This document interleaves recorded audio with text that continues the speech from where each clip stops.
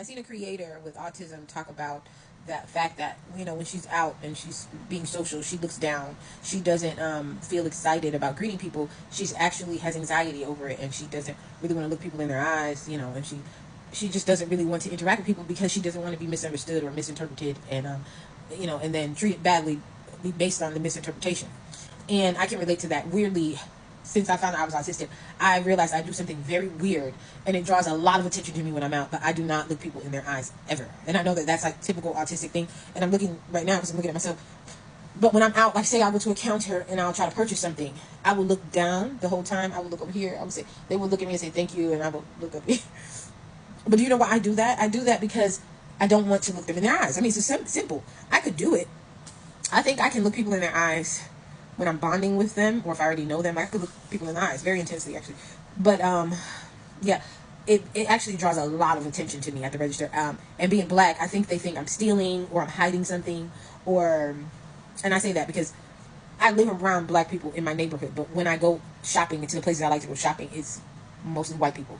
And I think I don't get offended. I don't get offended by white people when they are being awkward around me, not accusatory, but like awkward and staring at me, because I think maybe they just don't be around black people like that. I do the thing with the no eye contact. It's distracting to them. I can see, because they're like, and then I've had some people like kind of dip down, like, yeah, so with eye contact, like, are you okay? Like, what's going on? Like, why aren't you giving me eye contact? And then they start to talk more. I notice, like, as I'm doing the interaction and they're telling me the price and I'm giving them, like, literally how I'm doing right now, this is what I do at register. And I can see how this can be suspicious. But I will be like, here, they'll tell me the price and I'll be like, here you go.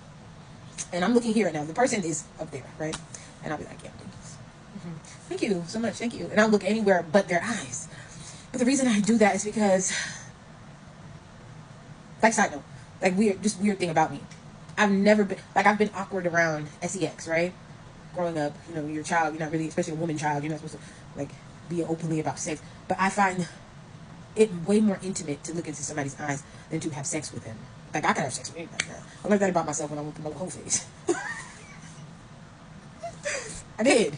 Like, oh, this is nothing. That's why there was a time where I thought I could be a polygamist, because I was like, I don't give a fuck. I don't care if I do that with you. You go do that because there's some feelings in that. But when we spend time, we look into each other's eyes and we create memories. That is way more intimate to me. And I think when you just go, and I'm just going, I'm like, I can't do that with people. That's just like, I just met you. I can't be doing that with you. Looking in my eyes. And my favorite body part on a person is their eyes. But I say all that to say, she said in the video that it's crazy that I have to talk all that. But she said in the video that she's scared of being rejected and stuff like that. And she also said that it seems like when she's happy, they think she's mad.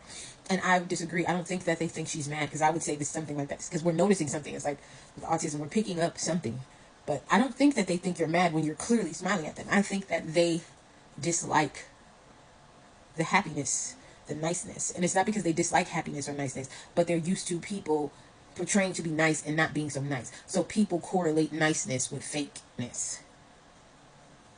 People have ruined, I'm a nice person, that phrase, I'm a nice person, to where nobody actually believes it anymore. And I do think autistic people are nice people based on the traits. I think we are actually nice people, and this is what gets us like so overstimulated and stuff in public. Some of our pet peeves are just rudeness. Like, we don't like rudeness because it's rude. That's one of mine. And we don't like, we're always trying to figure out what's going on and being misunderstood. That is just, it can be overwhelming trying to decode shit all the time.